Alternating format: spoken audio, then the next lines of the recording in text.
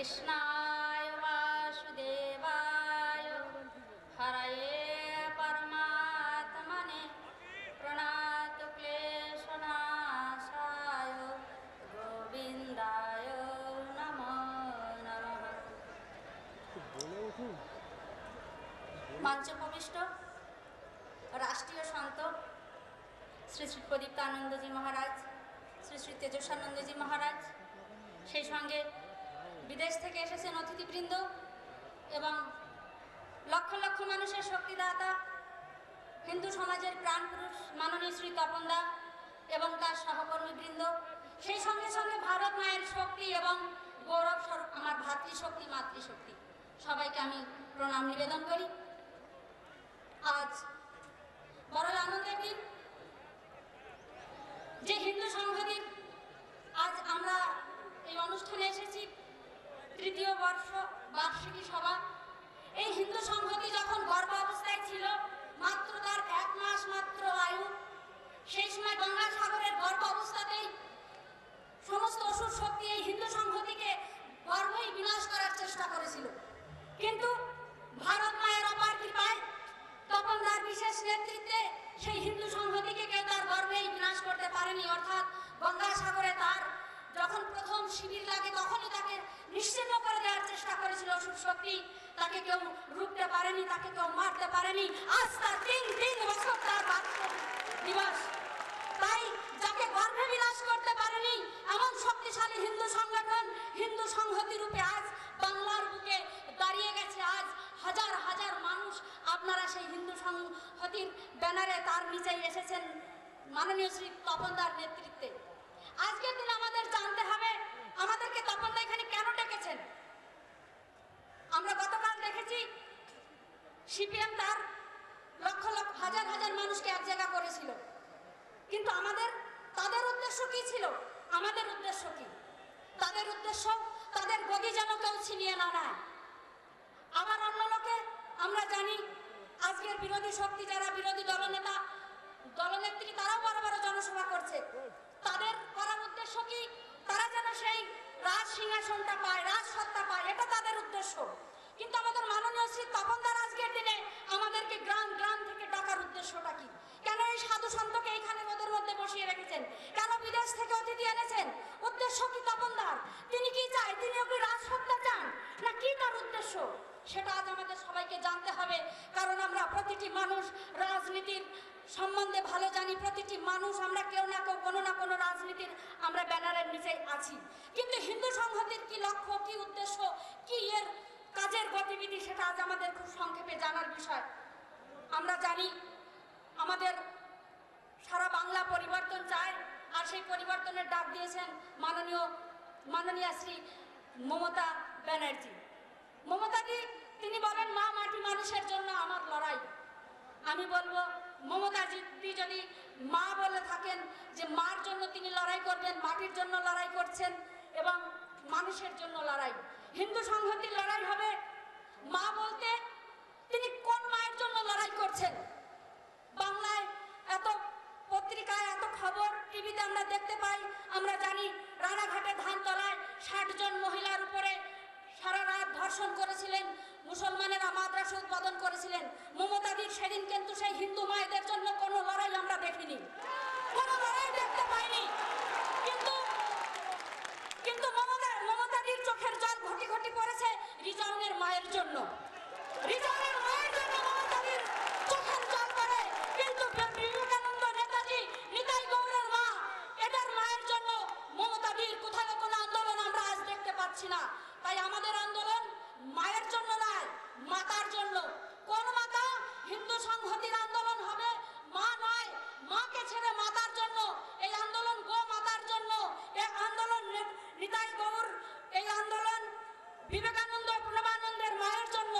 এই আন্দোলন গো মাতা, গঙ্গা মাতা, গায়ত্রী মাতা, তুলসী মাতা এবং সর্বোপরি ভারত মাতা রক্ষার জন্য আমাদের আন্দোলন। আমাদের আন্দোলন মায়ের জন্য নয়, আমাদের আন্দোলন ভারত মাতাকে বাঁচানোর জন্য আন্দোলন।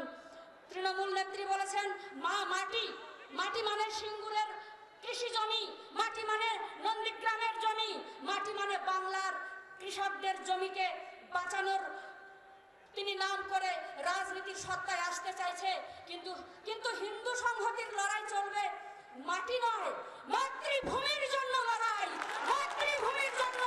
মাটি নয়, আমাদের লক্ষ্য আরো অনেক বড়। মাটি নয়, মাতৃভূমি, পুণ্যভূমি, তপভূমি, এই সাধন ভূমির জন্য আমাদের সংগ্রাম, আমাদের আন্দোলন। তারপরে আমাদের নেত্রী বলেছেন মানুষের জন্য লড়াই। কোন মানুষের জন্য লড়াই? আমরা সেটা আমাদের প্রশ্ন জাগে, কোন মানুষের জন্য নেত্রী লড়ছেন এবং আগামীতে লড়বেন আমরা দেখতে পাই না।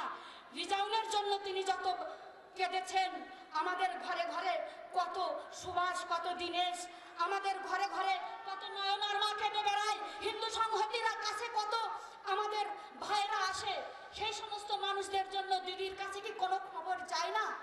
আমাদের লড়াই হবে মানুষের জন্য নয়, মানবতার জন্য। তিনি মানবতার কোনো লড়াই করছেন না, তিনি মানুষের নামে তিনি দানবদের প্রশ্রয় দিচ্ছেন। মানুষের নামে তিনি অসুর শক্তিকে প্রশ্রয় দিয়ে দানব শক্তিকে প্রশ্রয় দিচ্ছে। হিন্দু সংহতির কাজ হবে মানবতাকে নিয়ে লড়াই, মানবতার জন্য আমাদের লড়তে হবে ভাই। তাই মনে রাখতে হবে আমাদের লড়াই কোনো রাজনীতির সিংহাসন থেকে কাউকে নামানো নয়। আমাদের লড়াই হবে রাজনীতির সিংহাসনে যেই ওঠে না কেন ভাই, আমাদের মাতা, আমাদের গো মাতা, গঙ্গা মাতা, ভারত মাতাকে তোমাকে রক্ষা করতে হবে। আমাদের দেশের মানবতা, যে আমাদের হিন্দু সংস্কৃতিকে তোমাকে রক্ষা করতে হবে, আমাদের মাতৃভূমিকে তোমাকে রক্ষা করতে হবে। যে সরকার, যে নেতা আমাদের এই সমস্ত রক্ষা করবে, আমাদের হিন্দু সংহতি সেই জননেতাকে রক্ষা করবে, কোনো এতে দ্বিধা নাই। আমরা সেই জননেতাকে আমরা রক্ষা করব। তাতে সেই আমাদের মমতাদি রাজনীতির গদিতে বসুন আর বুদ্ধদেব ভট্টাচার্যই থাকুন না কেন, আমাদের লড়াই হবে তাদের সঙ্গে, আমাদের মাতৃভূমি, আমাদের হিন্দু সংস্কৃতিকে বাঁচানোর জন্য।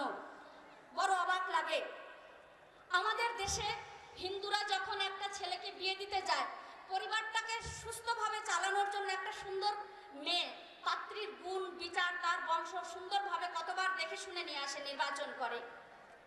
আমাদের ভারতবর্ষের মানুষ কি এত বোকা যে নিজের পরিবারের জন্য একটা মেয়েকে দেখতে গেলে এতবার বিচার করে? আমরা দেশ বাঁচানোর জন্য কোন নেতাকে নির্বাচন করবে এই বোধ আমাদের নেই হিন্দু সমাজে। তোমরা আমাদের কাছে ভোট ভিক্ষা করতে আসো, তোমরা আমাদের লোভ দেখাতে আসো, লোভ দেখাতে হবে না। তোমরা তোমাদের চরিত্র ঠিক করো, তোমরা তোমাদের কর্ম ঠিক করো, আমরা তোমাদের নির্বাচন করব। হিন্দু সংহতি, হিন্দু সংগঠন এবং হিন্দুদের মধ্যে হিন্দুস্থানের মানুষের সেই শক্তি, সেই দক্ষতা তাদের রয়েছে।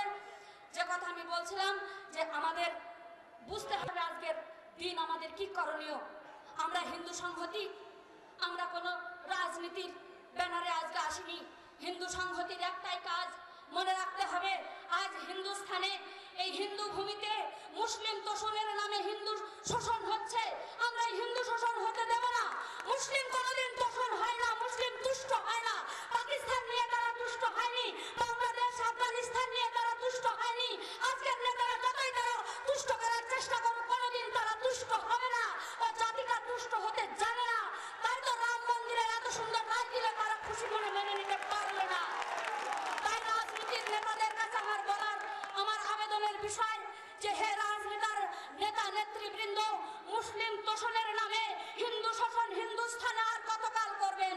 যদি আপনারা এইভাবে হিন্দু শোষণ করেন, তাহলে হিন্দু সংহতির যে স্ফুলিঙ্গ আজ ভারতবর্ষের বাংলার মাটিতে গজিয়েছে, যেমন এই বাংলার, এই কলকাতার ঘরে ঘরে আমরা জানি 200 বছর আগে এই বাংলার ঘরে, এই কলকাতার ঘরের কোনায় কোনায় অনুশীলন সমিতি নির্মাণ হয়েছিল। অনুশীলন সমিতি, তারা ছোট্ট ছোট্ট সমিতি করতেন, বৈঠক করতেন, দেশমাতৃকাকে কি করে উদ্ধার করব, কি করে ইংরেজদের তাড়াবো। আর সেই আমাদের সেই অনুশীলন সমিতি ধীরে ধীরে সারা ভারতবর্ষের কোণে কোণে পৌঁছে যায়, জনে জনে পৌঁছে যায়।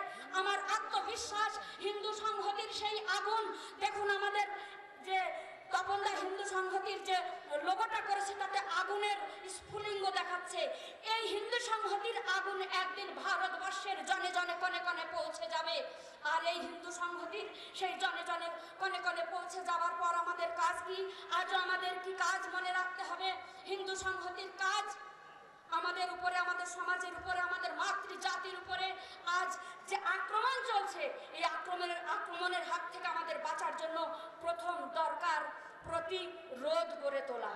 প্রতিরোধ করব আমরা কিভাবে? আমরা নিজেদের আইনের মাধ্যমে। এটা আমরা গণতন্ত্রের দেশে আছি, ভারতবর্ষ গণতান্ত্রিক দেশ। আমরা আইনের মাধ্যমে ব্যবস্থা নেব স্থানীয়ভাবে। যদি সেই প্রতিরোধ আমরা গড়তে না পারি, সেখানে অসমর্থ হই, তবুও যদি আমাদের উপর অসুরদের, সেই বিধর্মীদের, সেই রাজনীতির নেতাদের সংরক্ষণে আমাদের হিন্দুদের উপরে, হিন্দু সংস্কৃতির উপরে, মঠ মন্দির, সাধু সন্ত, আমাদের দেবালয় মন্দির দেবতার উপরে আক্রমণ হয়, তাহলে কি হবে? আমরা প্রতিরোধের পরে করব প্রতিবাদ। প্রতিবাদ অর্থাৎ দরকার হলে আমাদের আরো উচ্চ লেভেলে যেতে হবে, পুলিশ প্রশাসন আমাদের যতদূর আছে দেখতে হবে। তারপরেও যদি না হয়, তখন আমাদের হাজার বছরের সেই জ্বালা এবং বর্তমানের জ্বালা সব মিলিয়ে আমাদের প্রতিশোধ নিতে হবে। হাজার হাজার বছরের প্রতিশোধ নিতে হবে। প্রতিশোধ। আর এই প্রতিশোধ আমাদের কি করে নিতে হবে ভাই? খালি হাতে তালি দিয়ে প্রতিশোধ হয় না। আপনাদের যদি প্রতিশোধ নিতে হয়, জেনে নিন সেই সূত্র। আর আমাদের ঘরে ঘরে ওই দুর্গা মাটির প্রতিমা নয়, আমাদের ঘরের মেয়েদেরকে প্রতিমা, জীবন্ত প্রতিমা করতে হবে। আমাদের মা কালীর পূজার কাছে মাটির প্রতিমা না করে আমাদের মেয়েদেরকে প্রতিমা বানাতে হবে, জীবন্ত প্রতিমা। আর ওই প্রতিমার মাইক প্যান্ডেলের টাকা, প্রতিমার টাকা দিয়ে আমাদের ঘরে ঘরে অস্ত্র পূজা করতে হবে। মেয়েদেরকে শিক্ষা দিতে হবে, আমাদের মেয়েদেরকে দুর্গা মা কালী বানাতে হবে। এইভাবে আমাদেরকে তৈরি হতে হবে ঘরে ঘরে, তৈরি হতে হবে ঘরে ঘরে। কারণ আমরা জানি, দেশকে যখন স্বাধীন করেছিলেন নেতাজি বলেছিলেন, বন্ধু হে ভাই, তোমরা আমাদেরকে রক্ত দাও, আমি তোমাদের স্বাধীনতা দেবো। এটা নেতাজির প্রসিদ্ধ কথা। কিন্তু আজ তপনদা বলতে চাই, হে হিন্দু সমাজ, তোমরা শক্তি দাও, আমি তোমাদের মাতৃভূমির সুরক্ষা দেব, আমি তোমাদের মাতৃভূমির সুরক্ষা দেব। তাই আপনাদের কাছে শক্তি এবং সাহস, শক্তি আর সাহস দরকার তপনদার। আপনারা শক্তি এবং সাহস দিন, তপনদা আমাদের মাতৃভূমির সুরক্ষা দেবে। এই বলেই আমি আমার তপনদার মনের সামান্য ভাব ব্যক্ত করলাম। সমস্ত বিশিষ্ট বক্তাগণ এখানে রয়েছেন। আমি তো প্রকৃতপক্ষে কোনো বক্তা নই, আমি আপনাদের ঘরের ছোট্ট মেয়ে। আর আমার জীবনের একটাই ব্রত, ভাগবত কথা প্রচার। অতীতের ঘটনা, বর্তমান সমাজের প্রেরণা। ভগবান কৃষ্ণ কেন, তিনি নিজের মামা, তিনি দেশের প্রধানমন্ত্রী, তাকে গলা টিপে হত্যা করেছিলেন সংসদে। কি তার কারণ ছিল? কিভাবে তিনি এমন শক্তি অর্জন করেছিলেন গ্রামে থেকে? তার সেই জীবন, তার সেই জীবনের আদর্শ, তার সেই রণনীতি, তার সেই বুদ্ধিমত্তা, অতীতের ঘটনা, ভাগবতের বর্তমান সমাজের প্রেরণা। সেইভাবে আমি ভাগবত পাঠ করে থাকি। তাই আমি বিশেষ কোনো বক্তব্য রাখার আমার যোগ্যতা নাই। যা বললাম এতেই আপনারা খুশি হন। সবাইকে প্রণাম, সবাইকে জয় শ্রীরাম। মহারাজদের প্রণাম।